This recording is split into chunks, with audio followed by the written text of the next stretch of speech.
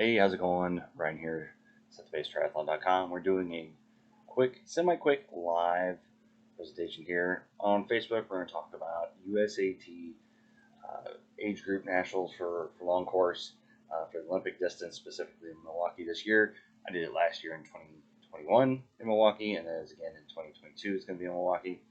As of right now, I'm not sure where it's going to be after 23, but I have a few athletes doing this race. I just kind of want to go through the course real quick. My experience personally doing it, and then kind of what I think. We'll go through the course kind of bit by bit, and I'll let you know kind of what I think are the highlights and maybe the lowlights or whatever you want to call it of the event. And hopefully that gives you a little bit of insight on the event and kind of how to proceed and how to tackle it. And any questions you got, we're doing this live, so put them in the comments. And I see them live here on one of my screens, so I got everything's going live. So if you got any questions while I'm doing it live, put them in there. I'll see them. I'll try to get to them. Otherwise, if you see this later on Facebook, YouTube, whatever, put a comment in there. I'll try to get back to you and let you know what I think, if you have any questions in particular. So we're going to jump right into it. And it is in Milwaukee, Wisconsin. So I'm going to pull up my Garmin Connect now and go through my data. So you can either say, oh, wow, or laugh mockingly at it, whatever works for you best. I qualify for various different events here in Kansas City in my just regular age group wins and stuff like that. So I did the Olympic and I did the sprint the day after. So I'm going to go over the Olympic first.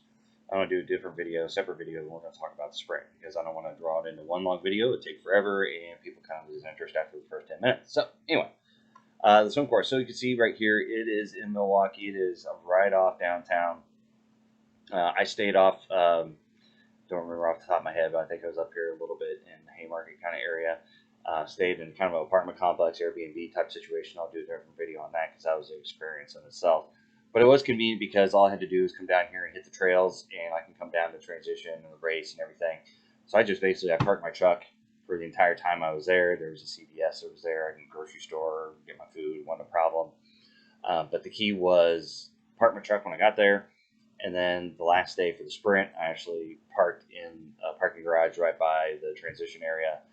So that way I can make a quick getaway after I was done and hit the road and head home. So that was part of the key, is staying pretty close to the transition area. And it was pretty affordable, but there was a reason why it was affordable. We'll talk about it later in another video. But we're going to go over the course. So basically Veterans Park here in Milwaukee, Wisconsin. So the great state of Wisconsin. Zoom out. There you are. North Chicago. Right there along the edge here. So it doesn't get any better. I mean, you're right there at Lake Michigan, Milwaukee. So I keep zooming in and out, just to show you kind of where the location is as far as your map goes. But when you look in here, here's a swim course. So if you zoom in on Garmin, you'll see it a little bit better. We'll look at the swim. I can see my overall time was 2:36. I was fairly happy with that. I don't think there's anything extenuating circumstances on the day. Run course got a little bit warm. We'll kind of go over that when we get in there. So the swim was kind of interesting. So they put us in this kind of harbor type area. So basically, and the lake wasn't really, I didn't notice any kind of waves or anything outside the harbor or anything like that. So I think had it been out in the actual lake, it wouldn't have been a problem. But being in the harbor, we're kind of shielded from all that. They had these nice little breaks here, just man-made structures, whatever, for the boats to dock and everything to kind of shield them away from the currents of the lake and anything. So basically, when you're in there, it really wasn't a problem. It was wetsuit legal, even though it was getting into the probably upper 80s, 90s there in Milwaukee in August. It was not immune to the heat for the summer, so it did get a little bit warm. But wetsuit legal for both the Olympic and the sprint. I highly recommend. I had full sleeve. I went with full sleeve with both. Didn't have any problems. Didn't overheat by any stretch of the imagination. It was just right because once you get in the water, you kind of have to sit there for a minute. So when they call up your age group, you're lining up right next to the transition area. You got this little walkway that comes into here on a little dock area. So I kind of sat on the dock as long as I could, and then they gave like a minute, and then I jumped in. And it's pretty tight. You're hanging out on the side of this dock. See if we can zoom in a little bit more closely. So basically, I don't know why it shows me. I didn't swim like this when I started. It's interesting. But, take Garmin data for what you will. So basically, there's a dock along here. And for my age group, at the time, I was 40 to 44. So that age group, the 40s and the 50s are usually the biggest age groups, and then the late 30s. So basically, we were packed pretty close here along the dock. So just be prepared for that. When you're waiting, you can hold on to the dock, but you're gonna be wall to wall people. So just be ready for that. And there's nothing to push off on for your feet. So you're hanging there on the dock. You're in the water. I didn't have to stretch too far. You just kind of hang out. But once you get going, your the only propulsion you have is your arms. So it is a mass wave start. So you're either gonna swim over people, get swam over, or just let them all go and then start swimming off. I think I kind of let people go and then swam to the outside a little bit. Kind of medium in the swim speed category. So I just did not want to get caught up in the lead pack because this is age group nationals and a lot of fast people out there, and I knew there was no way I'd keep up with them. I didn't want to be in the middle and be in a washing machine, so I kind of hung back towards the back, and then just found my groove or whatever. For the swim, we'll look at the course map. Is a little bit cleaner than my Garmin file. So when you swim out here, it's kind of neat. You swim under this little walkway, so people are kind of hanging out here as spectators. Basically, I mean, I wore mirror goggles. Didn't really have a problem with the sun. There's enough people that it just created kind of a wave situation. So just be prepared. It's not going to be smooth as glass out there because there's going to be a lot of people. There's age group nationals. There's thousands of people racing. So, wave after wave. I think, gosh, we probably started. Well, let's look at the Garmin file and see when we did start. So we started at 8:30 a.m. is when I actually got into the water. You still got to get in there early. You still got to set for transition, and you got to be out of transition, I think, by like 6:30 before the first wave starts because they don't want you in there, and the athletes are coming in to get their stuff. So just be ready for that you're going to be kind of waiting around for 2 hours. So, like I said, around this area around the boat dock, there's nice little grassy areas. I sat and chilled for a while. I brought food. I brought drinks. So basically, you put everything in transition area. They have morning gear tents that you can check your stuff in. So if you want to bring bags or something and stuff it in there before the race starts, you could. I believe I did. Just to, in the morning it was a little bit cool. So I had like a jacket, I had drinks, I had something to eat. I was just chilling, wearing my clothes and staying warm and staying comfortable. And then give that stuff to the gear check in the morning and then got in line and start getting ready for a race. So I'd highly recommend making sure you know where transition starts closing and when you're going to do the race, because if there's a gap, you want to make sure you plan for that for your nutrition and your hydration, because you could be sitting there for 2 hours. And you don't want to be sitting there for 2 hours not eating or drinking anything. Even for Olympic distance, if you're going to race this pretty hard, it's not, I wouldn't call it the most challenging course, but it's you can make it as challenging as you want. And if you run out of hydration, especially if it was a little bit warm in the middle of the summer, it could cause problems. So just be aware of that.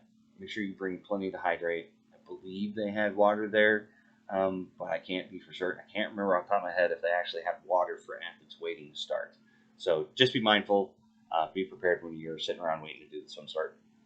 But when they got us going, it was fine. Came out here. There was a little bit of confusion, I think. Some people got to this little bottleneck here and wanted to start sighting off the other buoys and go along the other direction. So you got to be careful when you hit this little turn here to come out and hit the right turn buoys. So these little orange ones, you follow the orange out and then you follow the yellow to make your turn to the left, and you're keeping the swim buoys on your right. So you're always swimming back. And this little bay area just seemed like to take forever. I don't know.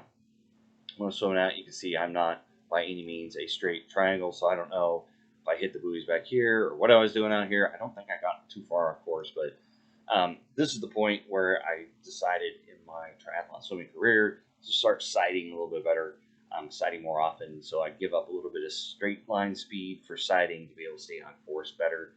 It just works out better so I don't get way off course. So that could be part of what's going on here. But, I mean, it kind of lines up. I don't know. So take it for what you will. It's Garmin file. So basically when you swim out, there's a little bit of a hike. Once you swim out of the swim exit and you run over transition. So it's a little paved, kind of a sidewalk area situation going on here. So it's not that far in reality, but it is a little bit of a hike. So once you get to transition area, the interesting thing was when I was there, it was kind of raining off and on, and it had a decent amount of rain. So by the time I got through 2 hours after the races started, transition was pretty sloppy. So be prepared for that. If you're going to go in, if you have your shoes clipped to your bike, your feet are going to be muddy when you get in and do the race. If you're going to wear socks, I believe for the sprint, it was soupy enough that I carried my socks over, leaned my bike up against the fence, and put my socks and shoes on so it wouldn't be covered in mud, and then exited and got on my bike and hit the road. Because if you wear your socks in transition, they're going to be wet, they're going to be covered in mud, especially if it's been raining a lot. So pay attention to that. If it's been raining, unfortunately, transition area, there was plenty of places that just collected water, and it was a soupy mess by the spring. But for the Olympic, it wasn't too bad because a lot of people hadn't gone through it yet. But towards the end, at the end of the Olympic race, when we got in there to get our stuff, it was kind of muddy and messy. So bring a change of shoes. Just be prepared.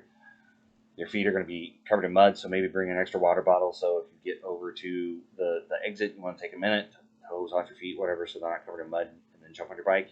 That's an option. If you're one of the speedy people, then maybe you just don't care. You just run through barefoot, jump in your bike shoes, and you hit the bike course, and you're off and going. So just keep in mind, it is a grass transition area, so that caused a little bit of a problem, especially since it rained. There was like a whole day before it rained, and the night before it rained, and the night between the Olympic and the sprint it rained. There's a lot of rain, but it was kind of warm. So just keep that in mind. Like I said, I mean, the water's murky.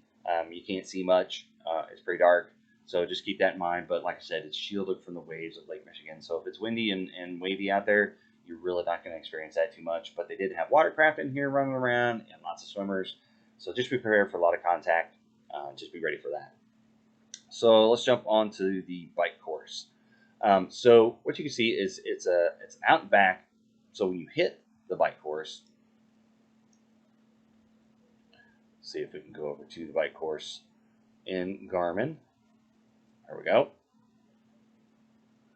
So when you start, you actually head out, take a right, and you go down to an out and back loop, and then you come back and you ride all this wonderful area. Oh man.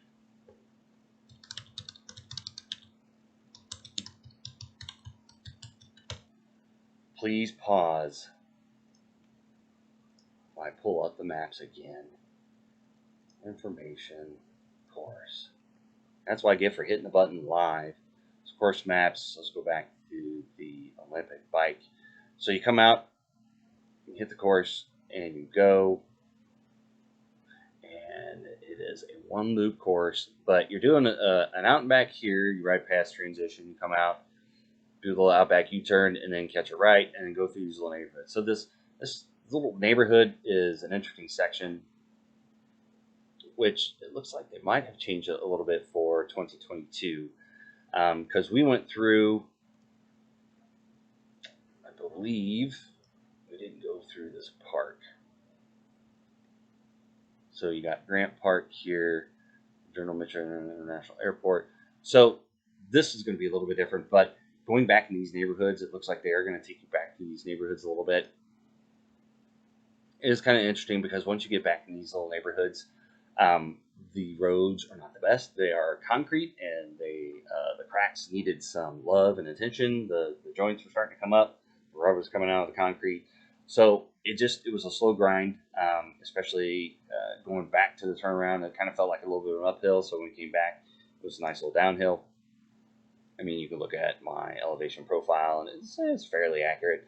So going out, you're climb, got a little bit of downhill, and then climb over the bridge, and then down to downhill, climb, and then kind of a downhill back into a transition. So you do go over this nice little bridge here.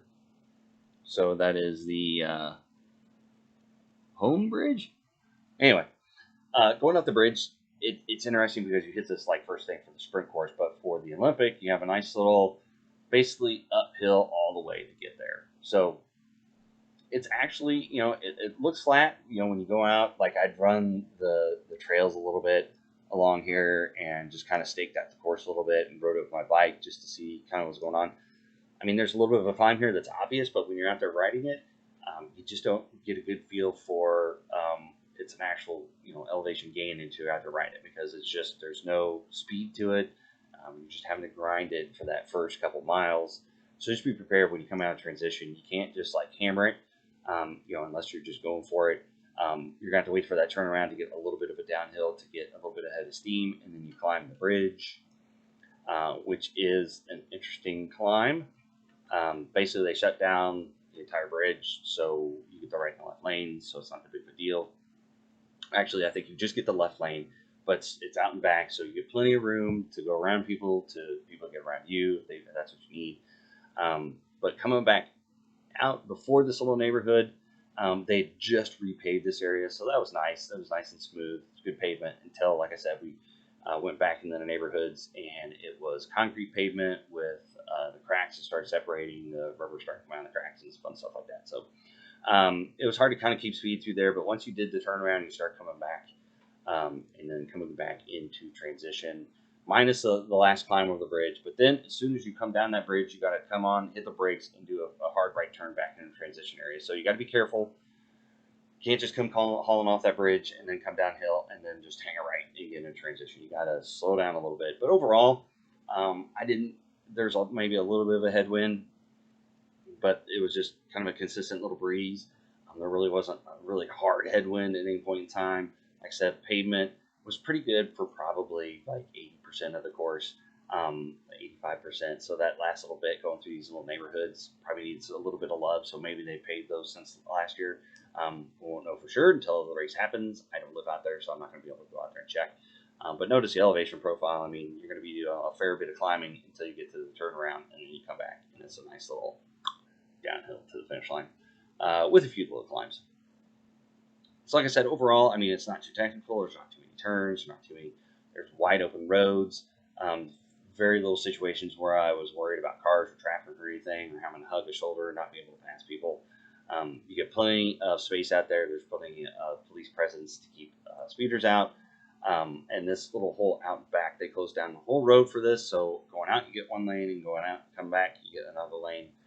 So it's wide open, and there's a lot of athletes out there, but it felt like there's plenty of room to do whatever you needed. If you were fast and you wanted just to fly by people, that was fine.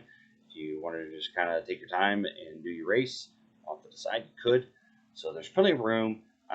Really, like I said, the pavement was a little spotty and questionable over here. You just kind of had to pay attention, make sure you didn't hit a crack wrong. But other than that, there weren't really big potholes. There was not a bunch of rocks and sand or anything on the road.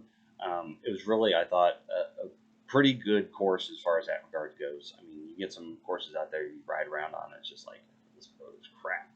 But basically, that's not going to be an issue with this race. So you just got to keep in mind, people look at this profile and you look at see if I have the net elevation gain for the bike course here. See what Garmin says, see if it's anywhere accurate or anything like that. Elevation, total 740 feet. So over a 24 miles, 750 feet of climbing really doesn't sound like that much, but it's a little bit challenging. I mean, it'll test you. It's not the easiest of courses out there. So just make sure, if you're going to go out there and go hard, that you pack your lunch, because it'll challenge you in spots. Just keep that in mind. Like I said, once you come back in transition, you're actually going to have to slow down and pull a quick U-turn and then come back in transition. Nice wide open area for you to pull over wherever you wanted to and unflip your bike, whatever, and run it back in transition. At that point in time, transition was pretty muddy, especially on the Olympic day. It rained the day and the night before, so it was pretty soupy. So you just had to be careful where you're running and stuff. Especially I was doing the sprint, so I didn't want everything covered in mud. So I carried my bike or I picked a line that was not muddy, mud packed. So it probably took a little bit of time in transition off normally. But I was also thinking about the next day after that I would like a bike that wasn't covered in mud. So came back, transition, hit the run. This is where things get interesting. This run course, we'll look at the elevation profile. I mean, overall, it's pretty flat. It does not take you to challenging extents. I believe, let's see, total maximum total ascent was 10 feet. So you're really not climbing all that much. Elevation is pretty flat. Well, and like I said, take this with a grain of salt. My Garmin, sometimes it's on point and sometimes it's not. But once you come out of transition, I mean, you're pretty much on the course. You're pretty exposed on this little trail section out here, coming out to this little peninsula situation and then doing a U-turn. There's couple of trees, but you're really not going to get much shade. So if you go out there and try to hammer these first couple miles, you're going to get the full brunt of the sun. So you come here and you start getting a little bit of shade. And over here is where the trees get a little bit thicker. You get a little bit more shade. But the humidity just like suddenly kicked in on the run course. And this is the point, at least for me, like I said, I started at 8:30. So, you're looking at 10:30, 11 o'clock when I'm out there doing the run course. So it's starting to get a little hot out there. So I started getting drained on the turnaround. And my miles, let's see if we can actually see the pace. Yeah, my pace just kind of fizzled out towards the end. I mean, I sprinted towards the end to get to the finish line. But, here I'm doing 7-minute miles and we hit mile 7. Or no, let's just. So no, we haven't hit the turnaround yet. So we hit the turnaround here. And as you can see, I'm doing, 7.5 minutes, and all of a sudden it's like, oh, I'm starting to feel it. Oh, 8-minute miles. Oh, this is really starting to suck. Basically, this last little bit, coming back all the way down this road, at least you don't have to come out here and do any more loops or anything. And you get a little bit of help with shade from the trees, but really at that point, it was so hot and so steamy that day that it just kind of, it did not feel good. But the highlights, plenty of aid stations, plenty of support out there. Even with the amount of athletes out there running, it didn't really feel like that crowded. At no point in time did I feel like I was alone. There's plenty of parks and everything that you have to bring a family that can play and watch you. Plenty of spots for spectators. Really, I mean, I think the run course is a pretty good course. There's a few sections where you kind of have to jump a curb. So just, pay attention. Like some of the paved trails back here, there's some roots and stuff sticking through. So you just got to be paying attention and make sure you don't trip over something you don't need to, and when you're kind of going over a curve or something like that and running on the course, so just pay attention to stuff like that. But other than that, I mean, it's pretty straightforward, pretty flat course as far as courses go. And then running to the finish line, it was interesting. The sprint, after it rained so much, it was just becoming a soupy mess, and the finish line was almost inundated with water. The Olympic wasn't as bad, but it was starting to get a little bit soupy towards the end, so you kind of had to run around and figure out where to go, what line to follow when you're coming into the finish line. Other than that, I mean, it was nice because it is flat and the finish line's exposed, so if you want to put on a little bit of gas, everybody's there cheering and everything, so if you got a little bit of energy at the end, you're in the full sun, so if it's the middle of the day and it's hot, you're going to come in there and you're going to be a little bit warm, so just be aware of that.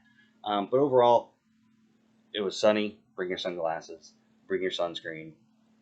Hydrate, hydrate, hydrate. Nutrition-wise, I mean, because I had a 2-hour wait to sit around and wait for the transition opening, I had my breakfast, and I believe I ate it when I got out of transition and put the stuff in my morning clothes bag to bring back later. But basically, I brought snacks and stuff to last me for 2 hours to get me the swim start. And then I think I did a few gels on the course or something like that.